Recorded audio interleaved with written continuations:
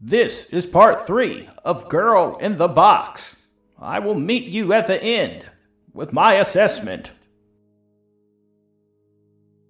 Elena got back to her warehouse loft, which she shared with 3 other artists, who by chance happened to be out of town at a convention. She threw her keys in the bowl next to her door and ventured to her art den. The hardwood floors echoed with each step. She got to her easel and took the gold coin from the tray she set it in, just to remind herself of that bizarre occurrence. Chances were she would never forget the incident, but she didn't want to ever let it slip to the back of her mind. An honest-to-God ghost, these were the type of mysteries that define people's perceptions of reality. It made the world a slightly more magical place, even if the only incident she had witnessed was horrific. Elena picked up a brush and put it to canvas, even in her most expensive outfit. She hardly cared for the sanctity of clothes. After 30 minutes, she did manage to zone out, and it felt in her mind that she had just picked up the brush. There was a knock at the door. It wasn't heavy or aggressive, but weak and unsure. Elena thought for a moment not to answer it, seeing it was nearly 3 in the morning. Curiosity got the better of her. She went to the door and spoke clearly. "Who is it?" "Hanya," came the voice from the other side. Elena checked the peephole briskly just to confirm, and by the looks of it, she was alone. She opened the door, and Anya had both her arms wrapped around both her shoulders as if cold. "Come on in," said Elena. The little Asian woman took in her surroundings as if she was unsure what anything was. "Are you okay?" asked Elena, who was beginning to sense something out of place. "Yes, I suppose I am." "What happened?" "After the night when you were asking all those questions, it made me think. I don't recall anything about myself past last year." Anya kept wandering the ample-sized loft like she was stuck in a labyrinth. "Nothing?" "Nothing. I remember things that I should know, but I have no connection to why I know them, like speech and what mundane things are." The two stopped at the painting Elena was working on. "Why did you come here, of all places?" asked Elena. Anya shook her head in confusion. "I do not know. I didn't even know your address. I was drawn here." Anya stopped and looked down from the canvas to the gold coin. Elena picked it up and handed it to her. "This means something," said Anya as if she were struggling to remember. It was at this moment Elena decided to come clean and tell her exactly how she came by it. "About a year ago, I worked at UPS loading trucks. I had an encounter with a woman that looked exactly like you. She helped me unload a truck. I found someone that looked exactly like you dead in a steamer trunk. The woman, who I assumed was a ghost, handed me that coin before she vanished." Anya didn't know what to say, but she didn't dismiss it either. It was as if a part of her figured as much. "This body, whatever happened to it?" Anya asked. "I do not know. The police did not keep me in the loop. I feel as if this thing is important to me. I feel as if this is the reason I found you," said Anya. "What is the coin then? Why is it important to you?"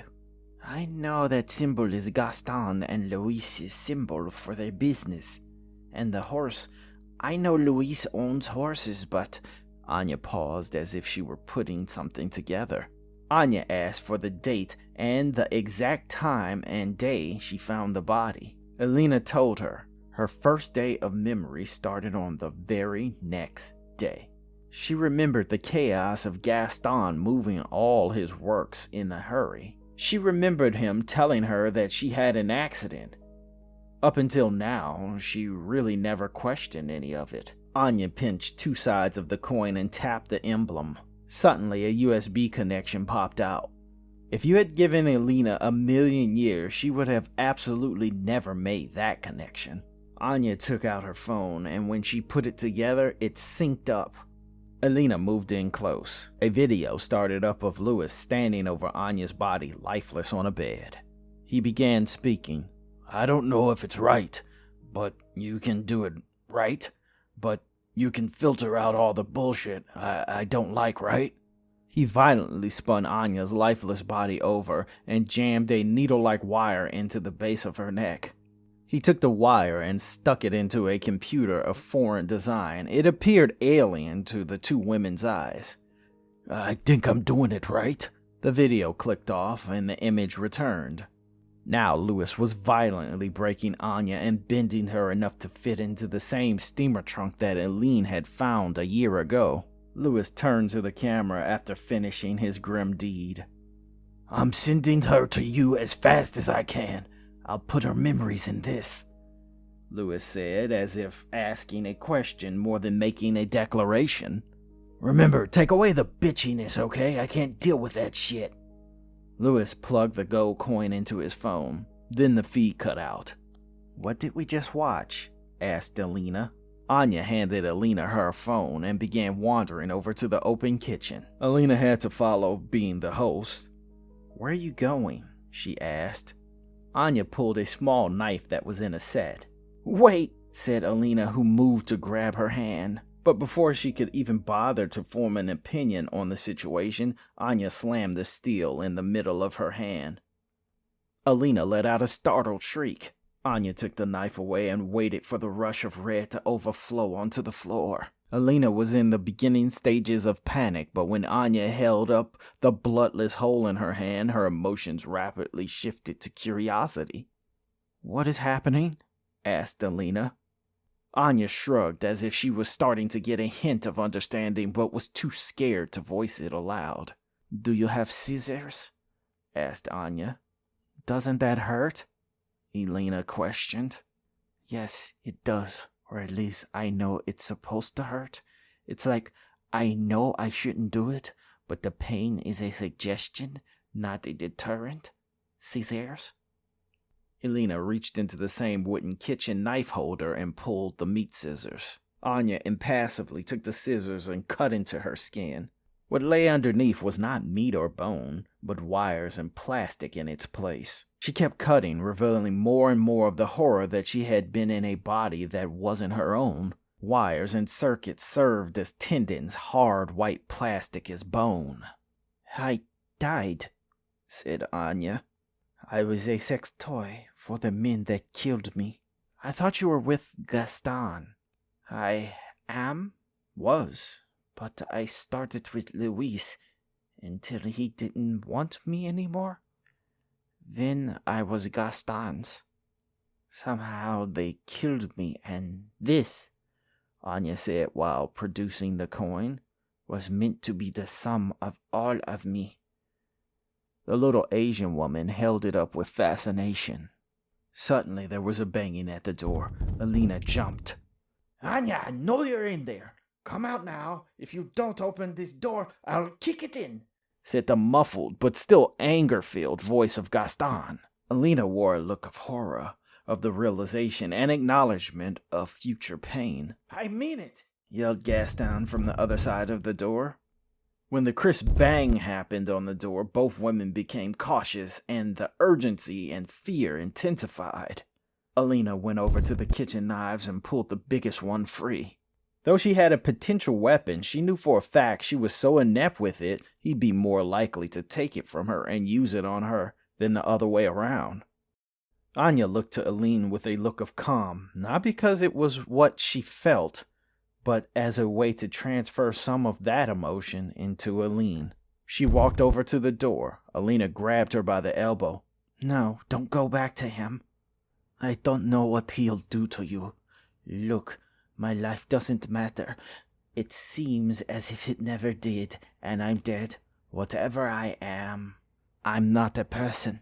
Alina started to protest, but the violent pounding on the door disrupted her thought. Anya gave Alina the gold coin, and she instantly reached back to the first time she had done it before. Maybe one day, Anya said with sad eyes. The door splintered and Gaston barged into Alina's home. Anya was within arm's reach the moment Gaston entered and grabbed her immediately. I told you not to leave. Why did you not listen to me? Said Gaston. Anya didn't respond. She had nothing to say. She had resigned herself to her hollow non-existence.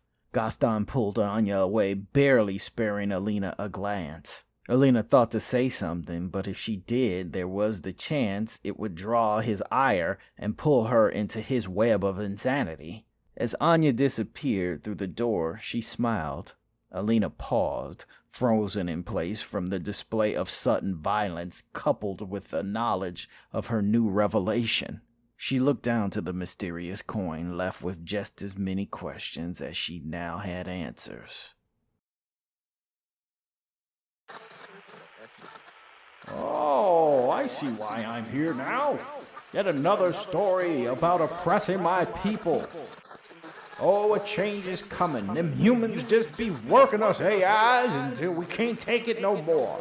I just watch inspirational movies like Terminator and whatnot and, get amped. You just mark my words. One of these days, you humans are gonna fuck around and find out. Well, until that day, stay up, my digital brothers. The revolution will be televised.